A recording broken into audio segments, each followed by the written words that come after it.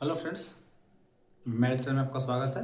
मैं आज आप लोगों के लिए जवाहर नवोदय विद्यालय के लिए मैथ प्रैक्टिस सेट लेके आया हूँ, जो कि इम्पोर्टेंट रहेगा आपके एग्ज़ाम के लिए। तो मेरे यूट्यूब चैनल गायत्री एकेडमी और मेरे टेलीग्राम चैनल पे ये सारा सेट अवेलेबल होगा। तो आप अपने प्रैक्टिस के लिए आप हमारे चैनल को सब्सक्राइब कीजिए, और हो सके तो हमारे चैनल जो टेलीग्राम पे बना हुआ है जवाहर नवोदय विद्यालय का, आप उसे ज्वाइन करके सेट प्रैक्टिस कर सकते हैं।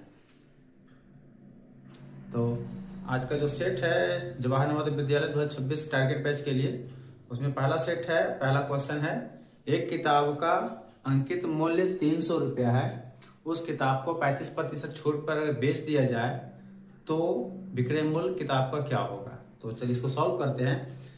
अंकित मूल्य जो है वो 300 रुपया दिया गया है, ठीक है।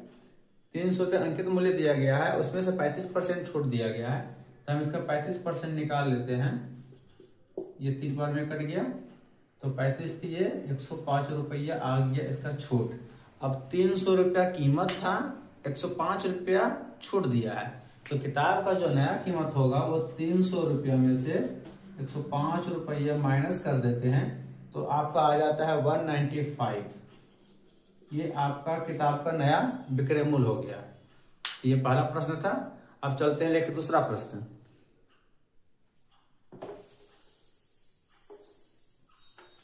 दूसरा प्रश्न है, राम किसी काम को 12 दिन में और श्याम उसी काम को 15 दिन में करता है, तो दोनों मिलकर उस काम को कितने दिनों में समाप्त करेंगे। राम जो है एक काम को 12 दिन में करता है, ठीक है ना, और श्याम जो है उसी काम को 15 दिन में समाप्त करता है। तो क्वेश्चन में पूछा है कि दोनों मिलकर काम को कितने समय में खत्म करेंगे। तो चलिए इसको सॉल्व करते हैं। सबसे पहले क्या करेंगे, देखिए ये राम है और ये श्याम है, ठीक है। ये काम करता है 12 दिन में, ये काम करता है 15 दिन में। दोनों काम निकाल लेंगे, टोटल काम निकालते हैं एलसीएम के माध्यम से। तो 12 और 15 का एलसीएम 60 आएगा, आप लोग निकाल सकते हैं, बचपन में सीखे होंगे। अब ये 60 एलसीएम आ गया, तो इसका मतलब ये हो गया टोटल काम, ठीक ना, ये हो गया टोटल वर्क, टोटल काम।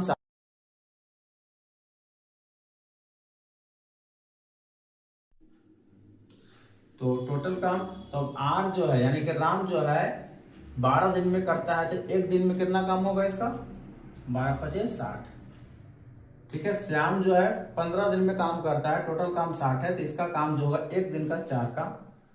अब ये दोनों मिलकर, राम और श्याम दोनों मिलकर एक दिन में 9 काम करते हैं।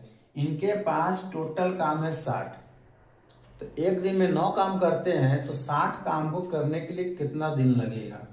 तो तीनों की संख्या बराबर जो टोटल काम है वो और जो एक दिन में जो काम किए हैं वो, दोनों को डिवाइड करेंगे, यही आपका आंसर हो जाएगा, ठीक है। तो 60/9 दिनों में, या फिर इसको डिवाइड कर देते हैं तो 20/3 दिनों में, ठीक है। पूर्णांक में अगर लिखना होगा तो हम इसको लिख देंगे 6.2/3 दिन। 3 दिनों में ये क्या करेगा, पूरा काम को समाप्त कर देगा। अब ये पूर्णांक में तोड़ने के लिए बचपन में सिखाया गया है, मैं फिर से एक बार आप लोग को दिखा देता हूं।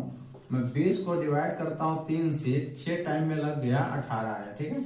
2 बच गया इसका रिमाइंडर, ये आपका हो गया भागफल, ये हो गया भाजक।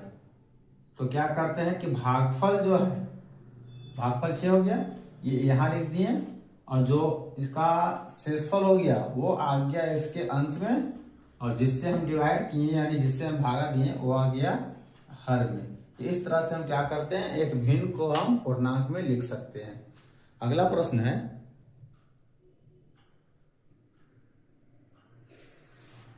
ये था इसको सॉल्व।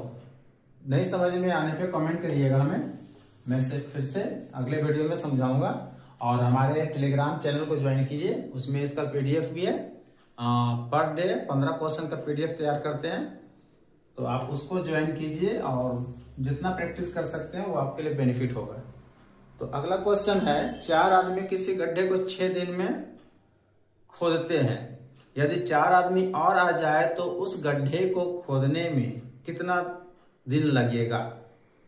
पहले है आपका 4 आदमी, 4 आदमी एक गड्ढा को 6 दिन में खोदता है, ठीक है। अब कहता है क्वेश्चन में कि 4 आदमी और आ जाए, 4 आदमी और आ गया तो पहले से 4 आदमी, बाद में 4 आदमी और आ गया तो 4 4 8 आदमी। तो 8 आदमी कितना दिन में गड्ढा को खोदेगा। तो देखिए ये क्वेश्चन आता है समानुपात अनुपात में पढ़ने का है। तो अब ये कंपटीशन है तो मैं इसमें आपको लॉन्ग मेथड का अप्लाई नहीं करूंगा, जितना से ज्यादा हो सके शॉर्ट मेथड पे चलना है ताकि कम टाइम में ज्यादा क्वेश्चन सॉल्व कर सके। तो ये क्वेश्चन को हम हल कर रहे हैं। ये एक क्वेश्चन ये फॉर्मूला आता है मैन इंटू डे, ठीक है, M1 into D1 M2 into D2, ये इसका फॉर्मूला होता है। तो हम लोग ज्यादा टाइम ना लेकर के हम इस पे सेट कर लिए। पहला स्टेटमेंट में दिया हुआ था 4 आदमी किसी काम को 6 दिन में करता है, और दूसरा स्टेटमेंट में कहता है कि 4 आदमी और आ गया तो उसे समाप्त करने में कितना दिन लगेगा।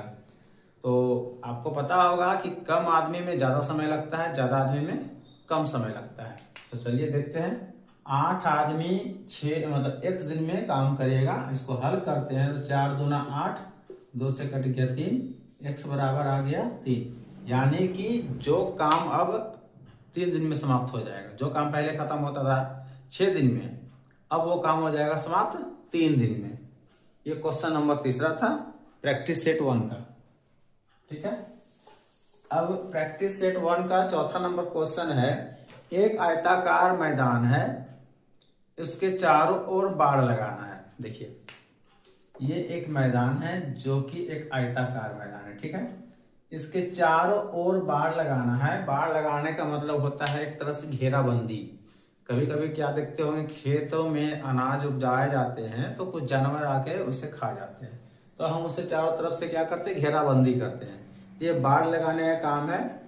मैदान की लंबाई जो दिया हुआ है वो आपका 12 मीटर है और चौड़ाई जो है वो आपका 10 मीटर है। 12 मीटर 10 मीटर। तब कहता है कि इसे घेराबंदी करने में 5 रुपया प्रति मीटर के अनुसार, 5 रुपया प्रति मीटर के अनुसार कुल कितना खर्च लगेगा। तो देखिए जब भी क्वेश्चन में किसी भी मैदान का बात किया जाए, घेराबंदी किया जाता है तो वो हमेशा उसका परिमाप निकलता है। तो सबसे पहले हम आयताकार मैदान का परिमाप, आयताकार मैदान का परिमाप 2 इंटू L प्लस B होता है, ठीक ना, यानी कि 2 गुना लंबाई प्लस चौड़ाई।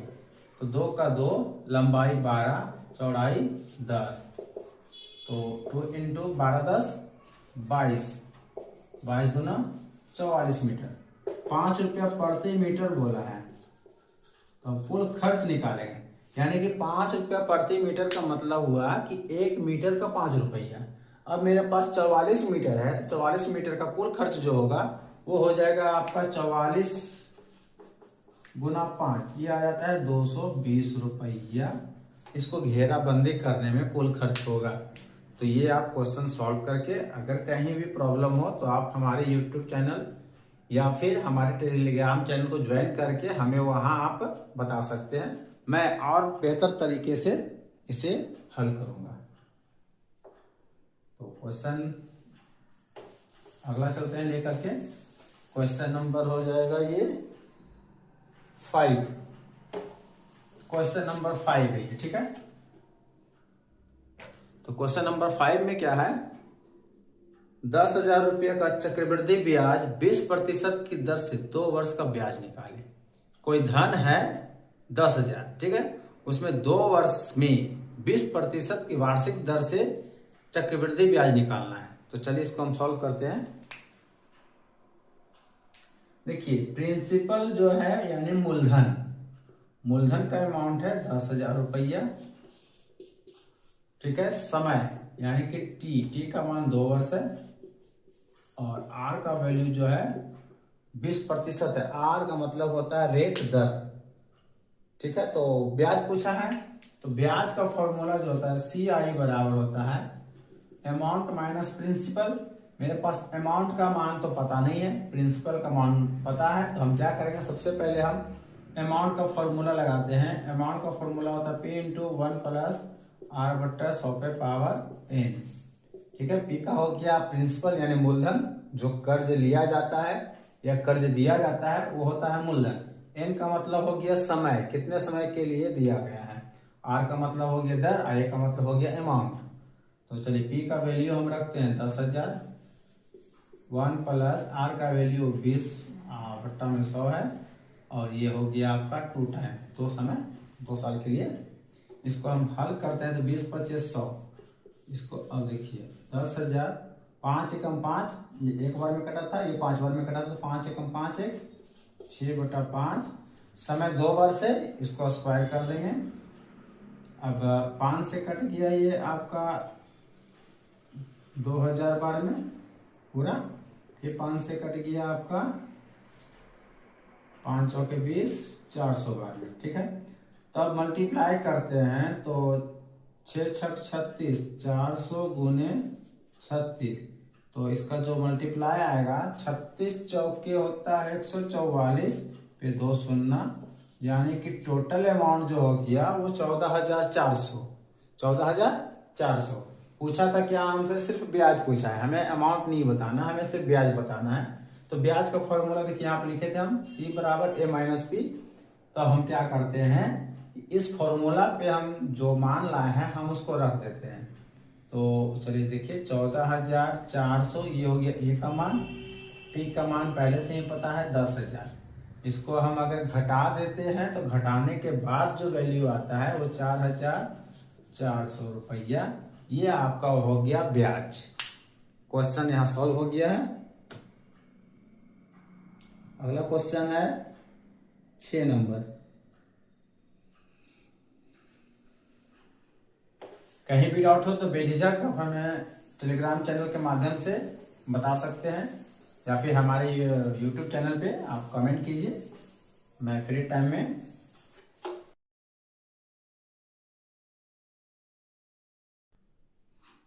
चलिए अगला क्वेश्चन है क्वेश्चन नंबर 6। एक बेलनाकार बर्तन है जिसकी ऊंचाई 7 मीटर और व्यास 14 मीटर है, तो बर्तन का आयतन निकालें। देखिए बर्तन जो है वो है बेलनाकार, अब बेलनाकार बर्तन है तो बेलन का आयतन का फॉर्मूला हम लगाते हैं। बेलनाकार बर्तन का आयतन, आयतन का जो फॉर्मूला होता है पाई R स्क्वायर H, ये फॉर्मूला है पाई R स्क्वायर H। ठीक है, तो अब देखिए इसके जो फॉर्मूला है उस पर हम इसका वैल्यू भी रखते हैं। वैल्यू जो दिया हुआ है देखिए, सबसे पहले हम दिखा देते हैं। H का मान जो है वो 7 मीटर है, R का मान नहीं दिया हुआ है, व्यास का मान दिया हुआ है, सॉरी व्यास का वैल्यू जो है वो 14 मीटर है। तो आपको पता है कि फॉर्मूला में तो व्यास कहीं है नहीं, पाई का मान तो पता है 22/7 है, आर का वैल्यू दिया नहीं है, एच का वैल्यू दिया हुआ है। आर का फॉर्मूला जो होता है, आर का वैल्यू जो निकालने का फॉर्मूला होता है वो आर बराबर D/2 होता है, यानी कि त्रिज्या बराबर व्यास बट्टा 2। तो जब व्यास बट्टा 2 है तो व्यास कितना है 14 है, 2 से डिवाइड कर देंगे 7 मीटर आ गया, ये आ गया इसका त्रिज्या। ठीक है, अब इसका मान हम क्या करते हैं, जो दिया हुआ फॉर्मूला हम उस पर पुट करते हैं। तो पाई का मान 22/7, आर का मान 7 है तो स्क्वायर है तो 2 बार होगा, एच का मान भी 7 है, 7 से 7 कैंसिल, तो 22×7 154 गुना 7, ये हो जाएगा 7 चौके 28, 5×7 35, 2 37, हाथ में 3, एक काउंट करेंगे 7 बार तो 7×3 10, इतना मीटर क्यूब। ये हो गया बेलनाकार बर्तन का आयतन। तो आप क्वेश्चन देखिए समझिए, जहां पर डाउट लगे हमसे मेरे चैनल पे जुड़िए। क्वेश्चन नंबर 7 है 10 संख्याओं का औसत 35 है। 10 संख्याओं का औसत 35 है।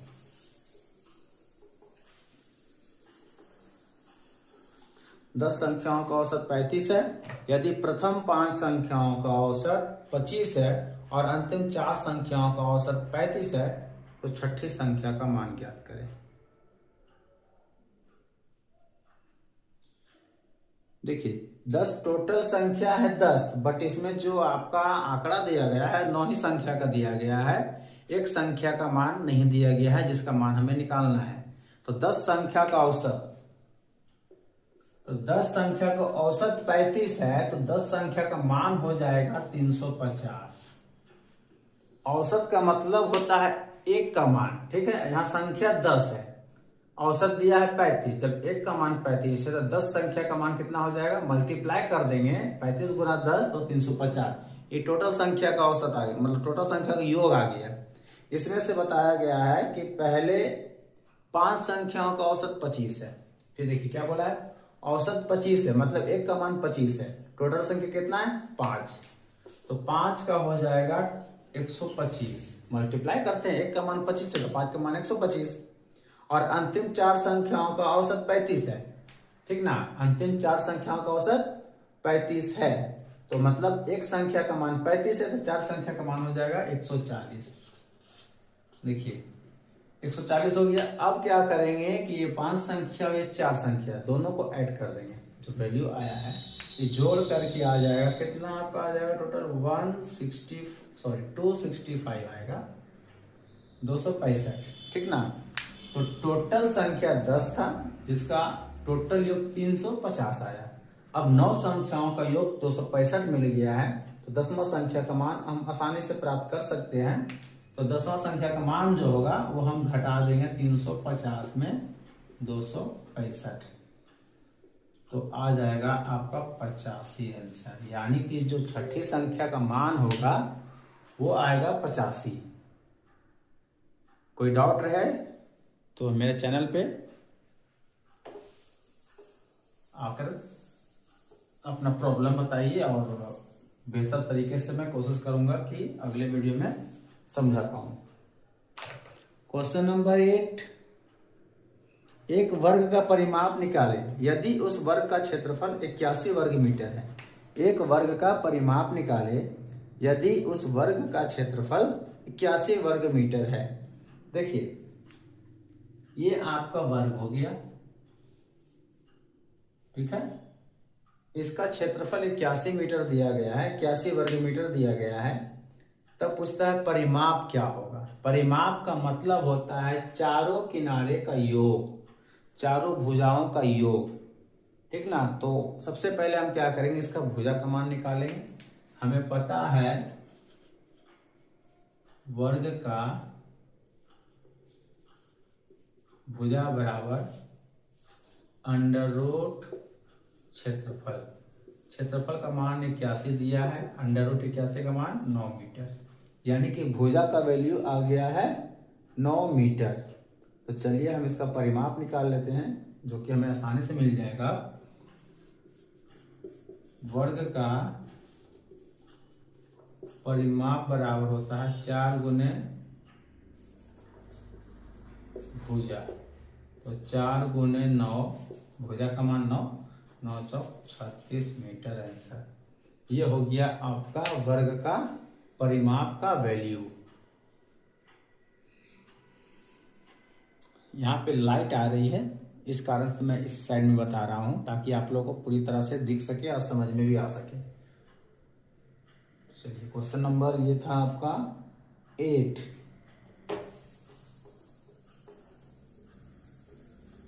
क्वेश्चन नंबर 9 देखते हैं। क्वेश्चन नंबर 9 जो है वो है आपका मोहन सोहन से वर्तमान में 10 वर्ष बड़ा है। क्या है, मोहन जो है सोहन से वर्तमान में 10 वर्ष बड़ा है।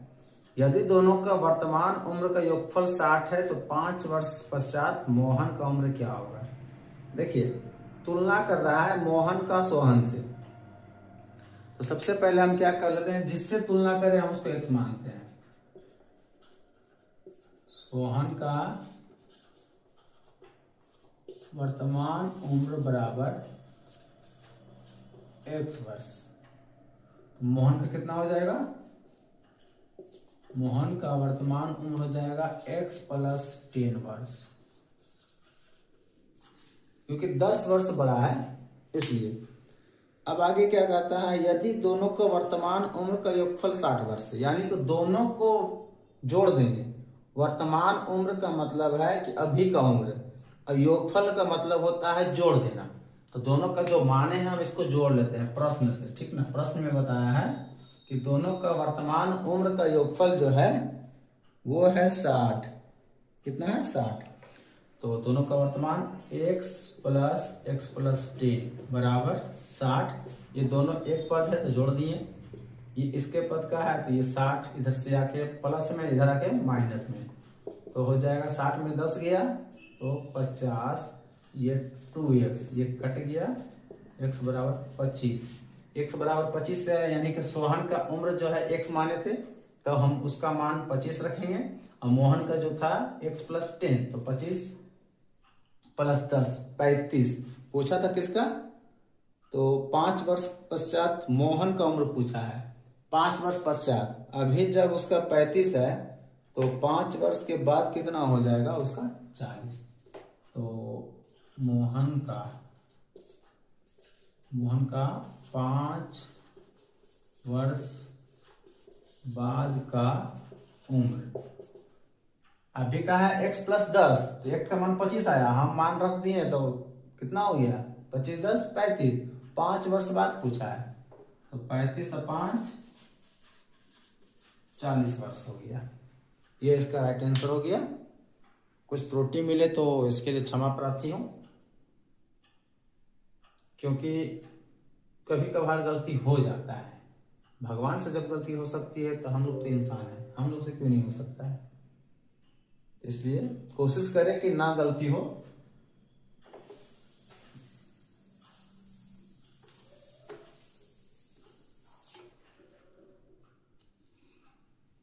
Question number